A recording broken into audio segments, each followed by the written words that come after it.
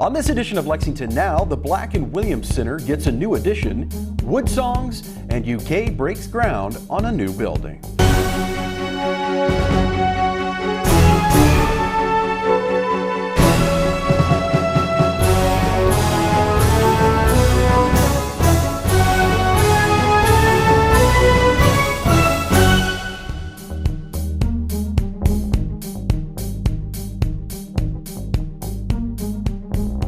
I'm Neil Noah, and welcome to Lexington Now for the week of August 8th, 2022.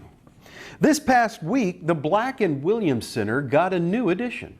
Mayor Gorton was joined by several city officials for the opening. For the past 2 years now, this reading room has been a continued work in progress. Lexington's 2nd District is one of the largest districts in population and in land mass, and has been in need of a library. While understanding libraries come with a cost, the conversation began of ways the city, the neighborhoods, and our partners could collaborate to meet the needs of our community. While we have been working for almost 2 years to make this room what it is today, we would not be here without the support of our community and the administration. After working with aforementioned partners, the place we currently stand in was converted from a conference-style room to what you see here today.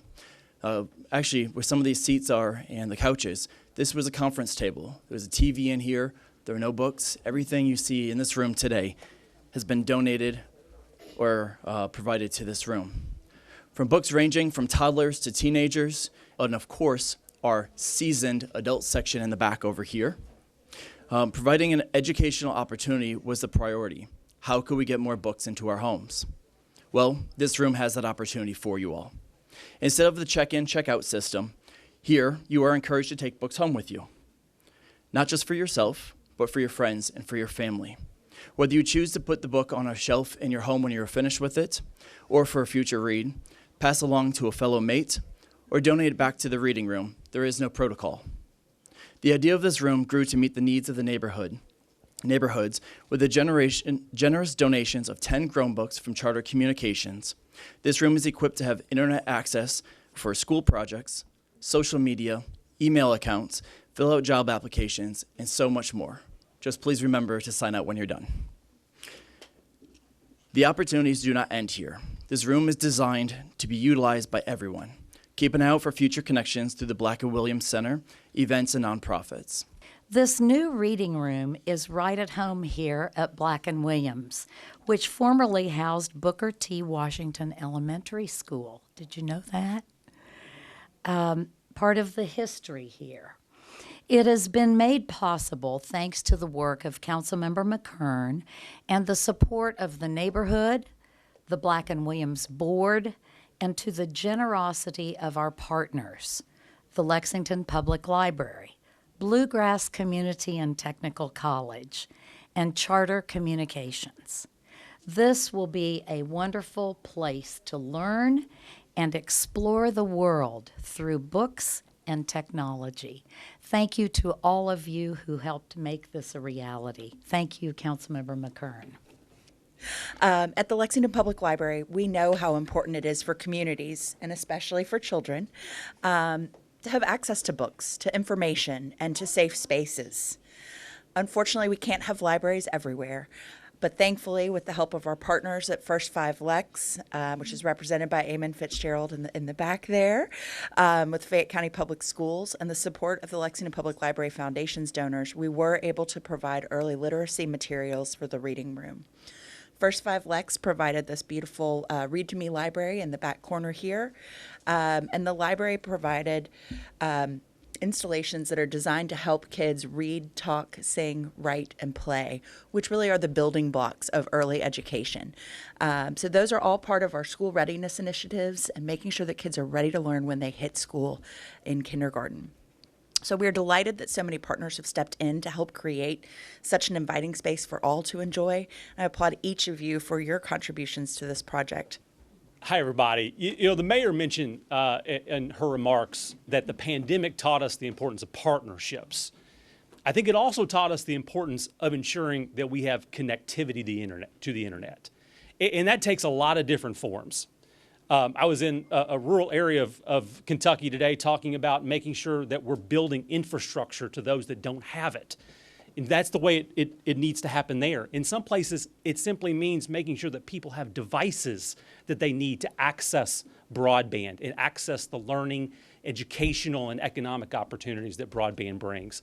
And I have to commend Councilmember McKern for his work, his tireless work in making sure that this facility became a reality. He's been working on this a long time, and we're proud that we were able to be a small part in that. So thank you all for the opportunity to be here. Thank you to the leaders here in this room for your support, and we look forward to all that this center is going to give to this community. Thank you so much. We're excited on the behalf of Georgetown Street Neighborhood Association, the Black and Williams Advisory Board. We'd like to thank you all for, especially Josh, for doing all the hard work. It started with us in the neighborhood doing a little program called Beep Beep. We would go through the neighborhood with wagons and giving out books to the community. Officer Berry and Sheriff Witt was with us when we would do those.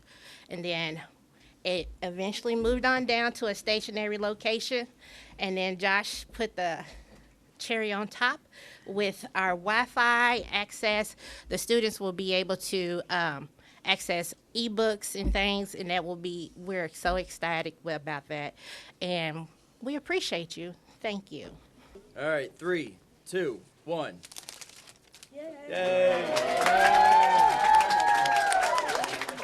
Michael Jonathan of the Woodsongs Old Time Radio Hour announced the renewal of the popular show's contract in a historic space downtown.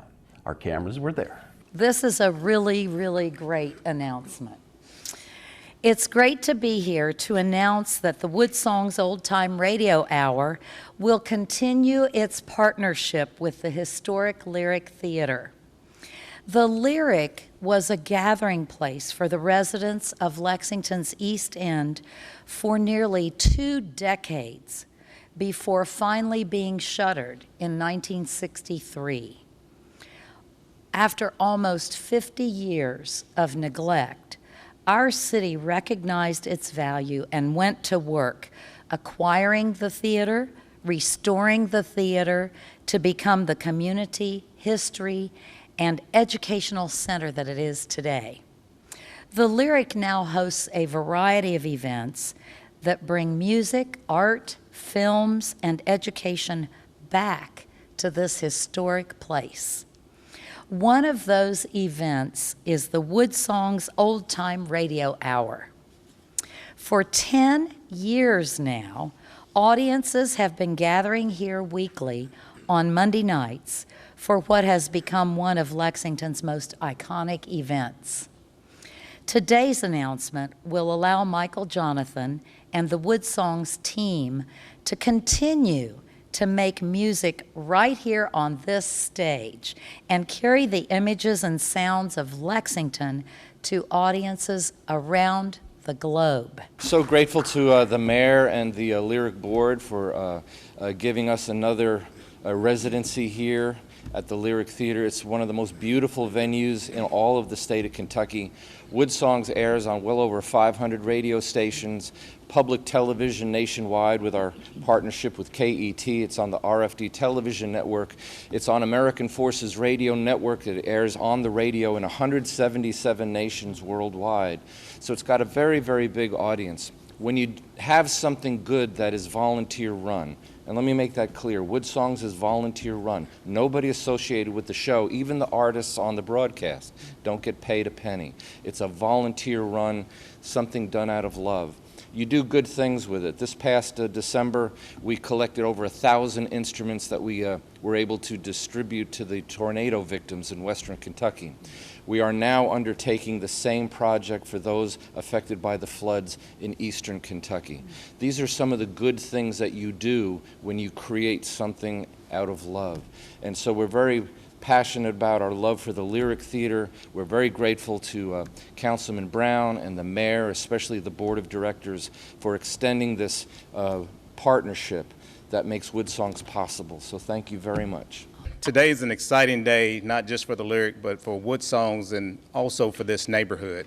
This agreement will continue for Woodsongs to have the opportunity to bring high-quality talent to this neighborhood, to this community. And I guess the bonus that a lot of people don't know is there's an opportunity for neighbors in this neighborhood to attend the programming at no cost. The Woodsongs provides free tickets for neighbors to their programming. The programming and the artists are known internationally, nationally, as well as local artists. I know the first time I heard the Wallace Sisters was on a Woodsongs program, and then also Jocelyn and the Sweet Compressions. I heard them here at the Lyric at a Woodsongs program. So I'd just like to thank our board. We have some board members here with us today, Ms. Carolyn Dunn, Percy Thomas, who's the neighborhood representative, and then also our board chair, Christian Adair, for their hard work in making this agreement happen. I would be remiss if I didn't acknowledge my predecessor, now Commissioner, but then Councilmember Chris Ford, and then Councilmember Bill Farmer for working to bring this opportunity to the Lyric. So thank them for all they've done in the past.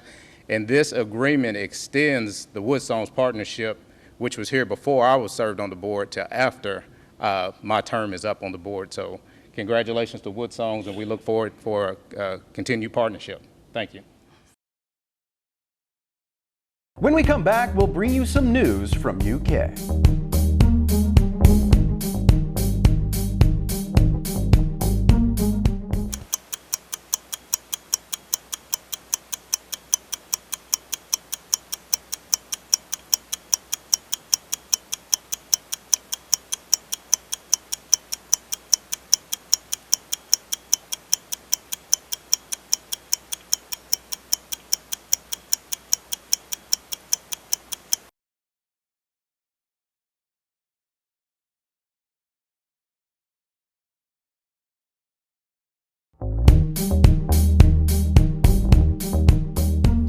Welcome back to Lexington Now. The University of Kentucky has broken ground on a new building for one of its colleges. We were there for the ceremony. Change does not come without thorns. Change does not come easy, and it is not the same thing as transformation. Change is all the hard things we do. We lose a place, we find a new place. We lose people, we find new people. We lose our way, we find a new way.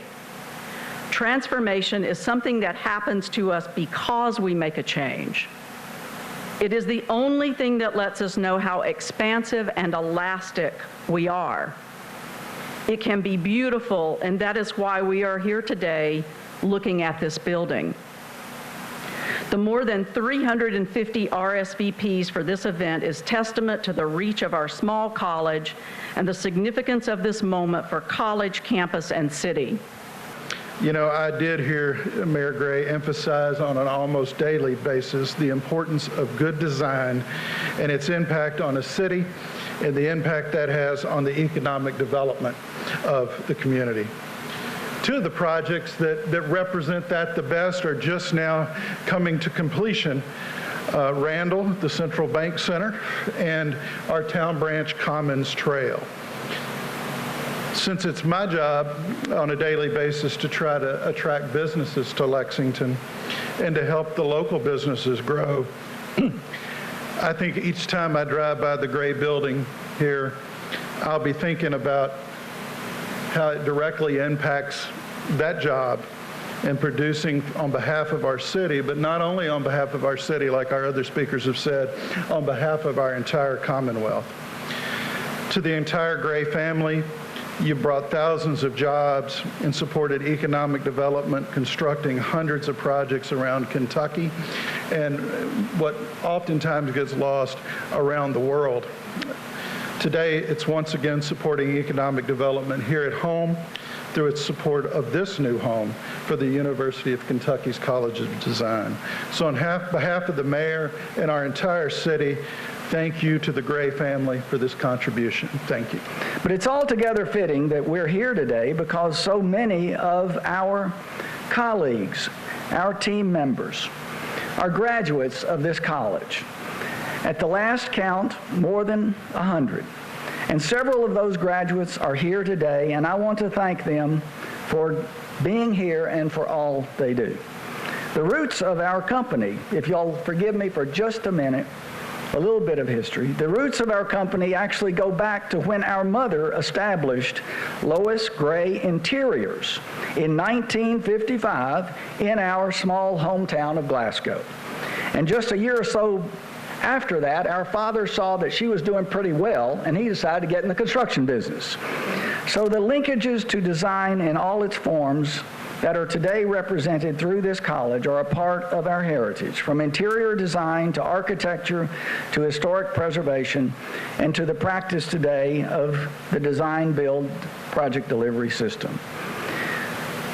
A week ago Sunday, I was in Eastern Kentucky, and I ran into one of the college's graduates and a member of our firm today, Seth Gover. Seth was in Whitesburg, his hometown, where he and his brother were helping their mother and neighbors clean up after the flood. Seeing Seth that day allowed me to reflect on so many young people across our state who have the chance for an education at this university, an education that allows them to follow their dreams and then to give back themselves to neighbors and community.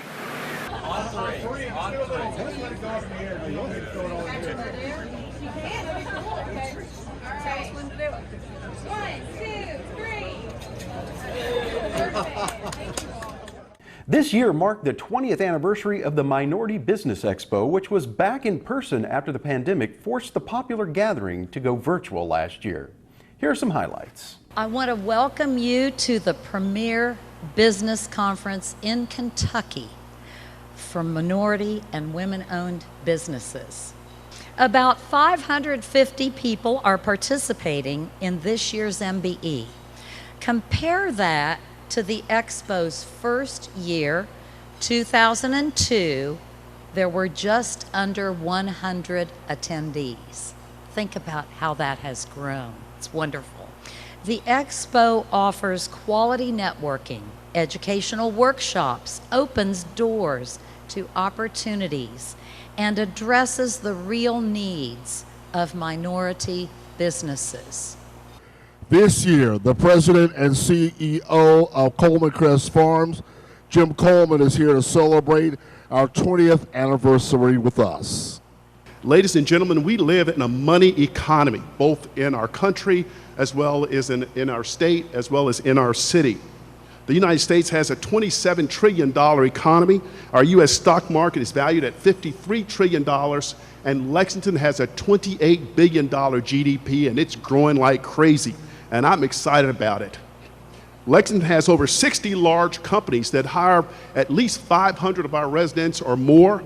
We have over 95,000 residents who go to work every day in Lexington, generating over $10 billion a year in annual salaries. That's a lot of customers for all of us here in the room, including Coleman Crest Farm, and I'm excited about that. The city has just, when I left here back in 1978 versus what I'm seeing today, the level of inclusion and the opportunities for minorities is unbelievable. I've lived in 13 different cities over the last 40 years. Lexington mayor is leading the way. We've got a black man in charge of the police department, in charge of the public schools, in charge of our community college. Lexington is open for everyone, and it really is clear for someone like me who's been away, basically being new back to Lexington. It says that we're open to opening up opportunities for everyone. I want to wrap up what I've got here to say with a few of the areas of key principles that I wrote a book on called Cut the Crap, Close the Gap. And these are principles that help me to become successful and wealthy. The first is, in your business, I declare that I want each of you to stop being business owners, to stop being chief executive officers. And today, with the power invested in me, you are now the chief excitement officer of your business. It's very different from being a CEO. The chief excitement officer is kind of like how the mayor is up here, happy, excited, can fire up in a room, can get anyone excited. You've got 1,000 different stakeholders you're dealing with, from customers to employees to your local bank. It's on you to keep them all excited. I've closed most deals in my career through just pure excitement and grit. The second is target the premium category. What does that mean? I learned that from working for these great corporations, but it really is focused on the right target audience. And you want to go after customers that can pay you on time and pay you at the right price, the highest price you can get. That's going to help you to be able to reinvest back in your company and to build your wealth and the wealth for your family. Differentiate. You want to be able to say what is really uniquely different than your competition. Most of your customers, when they meet with you, they're saying, so what? You want to have a good answer for that so what. And the so what for Coleman Crest Farm is that we produce a 100% all natural, 100% non-chemical, chemical-free product that is non-poisonous. And it makes it very clear when we're meeting with customers, and customers in Lexington love it. Customers here are looking for locally grown, clean, fresh, chemical-free produce to buy, and they're willing to pay the price for it. Set smart objectives. A smart objective is not saying, I'm going to be a millionaire. A smart objective is, I am going to be wealthier than Jim Coleman by 2030, December 31st, and I'm going to have $5 million in the bank, and writing that down, and doing that on a daily basis and being focused on it. Mastering the art of selling, and that really is about everything from going in fully prepared to tackling objections, but most of all, it's about asking for the order and getting that order at your price. And then the last, after you've had all of this work in your business and you've grown it and you've worked hard, the biggest difference for us as African Americans is we've got to make sure that we take, whether it's our income at our jobs or whether it's from our business, we've got to invest in two areas. One is the U.S. stock market. 84% of middle-class African Americans in the United States do not participate in the stock market. And you cannot become wealthy if you're not in the market. The second is investing in real estate, and real estate that is either creating revenue or appreciating in value or both. Today at this expo in the heart of Lexington, we choose to grow our business, to become wealthy, not because it is easy, but because it is hard. We choose to compete in Lexington's $28 billion marketplace because it's there. God bless Lexington, God bless Kentucky, and God bless America, and God bless your families. And thank you for this opportunity to speak to you.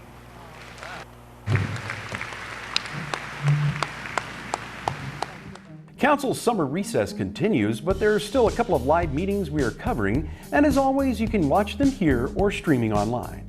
And remember, for the most accurate and up-to-date information on all city business, check out our website at lexingtonky.gov. Here's this week's meeting coverage.